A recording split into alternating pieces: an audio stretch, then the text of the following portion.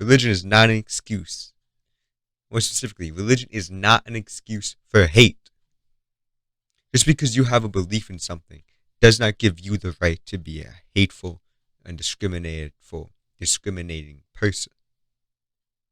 I'm talking about this fallacy that many people hide behind, as well as not only why it's a pretty weak argument, but also why it's a destructive argument. First of all, it's a complete cop out. You're just saying, well, but my religion says so that you don't have to actually defend your point. The reason I'm talking about this is because earlier today I was like having a discussion, and then someone brought that up. They said I could never support LGBTQ because it's in my blood, so I had to, inform them. But that's not an excuse to be hateful, not an excuse to dehumanize people just because of your beliefs. That's stupid. If we look at it through any other lens, religion is the only one where we say it's okay.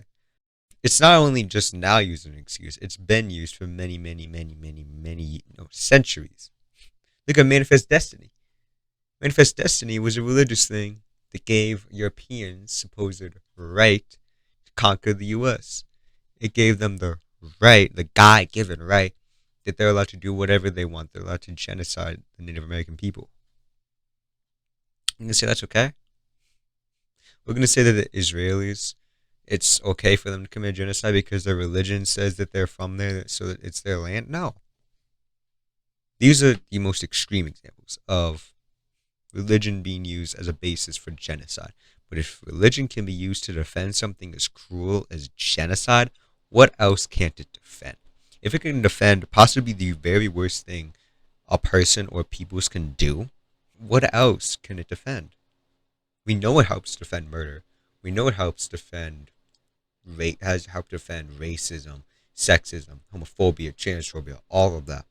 It's currently being used to defend a lot of that, saying that women should be subservient because of God-given rights or God-given virtues, like many would with like Islamic views, or saying that if you're gay, you're now not as much of a person, or that you are mentally ill, or that you're going against your programming, so to speak. Like, if you're gonna be hateful, if you're gonna hate someone for something so stupid, at least be upfront about it. At least say, you know what?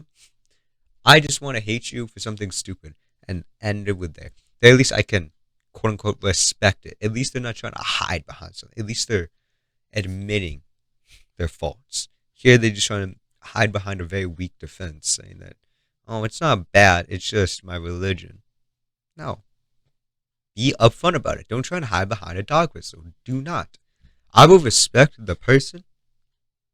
Doesn't mean I'll respect your beliefs. Doesn't really matter how bad you are. I will at least give each and every human being a level of respect, even especially if they don't deserve it. Does not mean I will respect your beliefs, however. I will respect your beliefs and ideals if they are worth respect. Why would I respect someone's views that are advocating for the death, destruction, and discrimination of many for no good reason? If you look throughout history, religion, it's really always been used in a negative way, like the church controlling everything. Manifest Destiny, using it as a basis for slavery, saying that the white man has supreme will over all of God's creations or whatever. It's used to defend slavery. Well, now it's used to defend misogyny, sexism, homophobia, transphobia. And is one of, if not maybe the only, actually practiced reasons for why abortion should be, quote unquote, for why abortion shouldn't be allowed. It's mainly because of religion. And as well, at the end of the day, many people do not follow religion. I'm one of those people who does not follow religion. I'm with someone who does, though. And we are good because we respect each other's views. Because her, for example, her views are respectable. It's not about taking away others' rights for something arbitrary. She doesn't take it in the most literal sense of saying that. Well, she does actually take it in the more literal sense of love your neighbor. And actually doing that.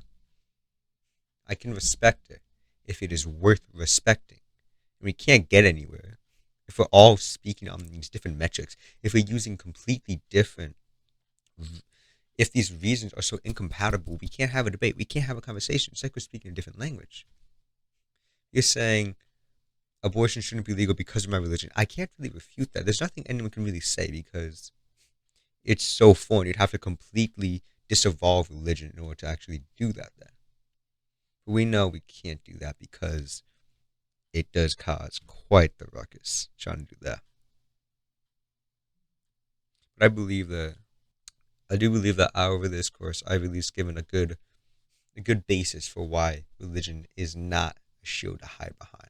How there can be and how I know many people, my girlfriend and family included. Most of my Hispanic family, no, pretty much all of them are Catholic. I can respect them because they have respectable beliefs.